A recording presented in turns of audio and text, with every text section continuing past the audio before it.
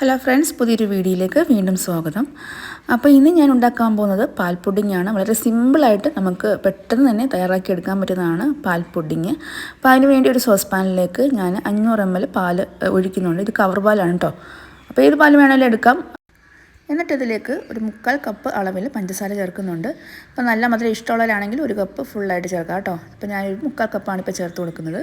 ചേർത്ത് കൊടുത്തിട്ട് നന്നായിട്ടൊന്ന് മിക്സ് ചെയ്ത് വെക്കാം. ഇനി മറ്റൊരു ചെറിയ ബൗളിലേക്ക് നമുക്ക് 2 ടേബിൾ സ്പൂൺ കോൺഫ്ലോറും പിന്നെ അതേ അളവിൽ തന്നെ 2 ടേബിൾ സ്പൂൺ പാൽപ്പൊടിയും കൂടെ ചേർത്തിട്ട് അതിലേക്ക് കുറച്ച് പാൽ ഒഴിച്ചിട്ട് നമുക്കിതൊന്ന് മിക്സാക്കി വെക്കാം.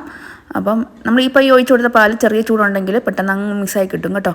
അപ്പോൾ ഞാൻ തണുത്ത പാലാണ് ഒഴിച്ചു കൊടുത്തത്. അപ്പോൾ മിക്സ് ആവാൻ കുറച്ച് താമസം എടുത്തു. അപ്പോൾ നിങ്ങൾ ചേർക്കുമ്പോൾ ചെറിയ ചൂടോടെ വേണം ചേർത്ത് കൊടുക്കാം കേട്ടോ. അപ്പോൾ ഈ പുഡിംഗ് എന്ന് വെച്ചാൽ ഒരു ക്രീമി ടെക്സ്ചറിലാണ് ഞാൻ എടുക്കുന്നത്. അതുകൊണ്ടാണ് 2 ടേബിൾ സ്പൂൺ മാത്രം കോൺഫ്ലോർ ചേർത്ത് കൊടുത്തേക്കുന്നത്.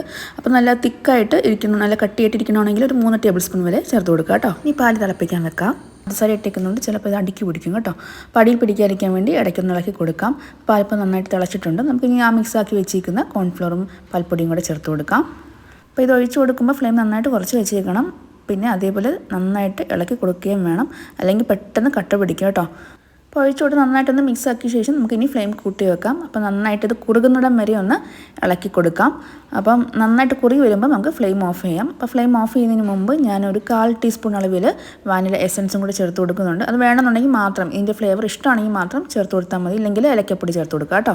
അപ്പോൾ ഇതും കൂടെ ചേർത്ത് നന്നായിട്ടൊന്ന് മിക്സാക്കി ഇത് ചൂടാറുന്നതിന് മുമ്പേ നമുക്ക് പുഡിംഗ് സെറ്റ് ചെയ്യാനുള്ള പാത്രത്തിലേക്ക് ഒഴിച്ച് കൊടുക്കണം. അപ്പോൾ അതിനുവേണ്ടി നേരത്തെ നമ്മൾ ട്രേ സെറ്റാക്കി വെക്കണം. ട്രേയോ പാത്രമോ എന്തായാലും സെറ്റാക്കി വെക്കണം കേട്ടോ. അപ്പോൾ ഇത് ചൂടോടെ വേണം ഒഴിച്ച് കൊടുക്കാൻ വേണ്ടി. ഞാൻ ഇപ്പോൾ 2 പാത്രം എടുത്ത് വെച്ചിട്ടുണ്ട്. അപ്പോൾ ഈ രണ്ടിലും കൂടെ ഞാൻ ഒഴിച്ച് കൊടുക്കുകയാണ്. അപ്പോൾ ചൂടോടെ തന്നെ ഒഴിച്ച് കൊടുക്കാൻ ശ്രദ്ധിക്കുക. ഇതിൽ വെച്ച് ആറിയതിന് ശേഷം മാത്രം നമുക്ക് ഇത് ഫ്രിഡ്ജിലേക്ക് മാറ്റി കൊടുക്കാം. അപ്പോൾ ഇതൊന്ന് അല്പം തണുത്തതിന് ശേഷം വേണമെന്നുണ്ടെങ്കിൽ നട്ട്സ് ചേർത്ത് കൊടുക്കാം, അതല്ലെങ്കിൽ ഫ്രൂട്ട്സ് ചെറുതായിട്ട് അരിഞ്ഞ് ചേർത്ത് കൊടുക്കാം. അപ്പോൾ ഞാനിപ്പോൾ ഇതൊന്നും ചേർക്കുന്നില്ല, പ്ലെയിൻ ആക്കി എടുക്കുകയാണ് കേട്ടോ.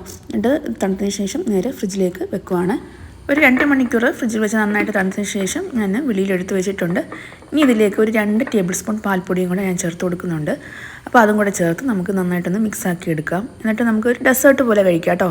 അപ്പം നമുക്ക് പെട്ടെന്ന് കുട്ടികൾക്കൊക്കെ മധുരം കഴിക്കണമെന്ന് തോന്നിക്കഴിഞ്ഞാൽ, ഐസ്ക്രീം കഴിക്കണമെന്നൊക്കെ തോന്നിക്കഴിഞ്ഞാൽ നമുക്ക് പെട്ടെന്ന് തന്നെ ഉണ്ടാക്കി കൊടുക്കാൻ പറ്റുന്ന ഒരു നല്ലൊരു ഡിഷാണ്. അപ്പോൾ ഡിഷല്ല, ഒരു ഡെസേർട്ടാണ് കേട്ടോ.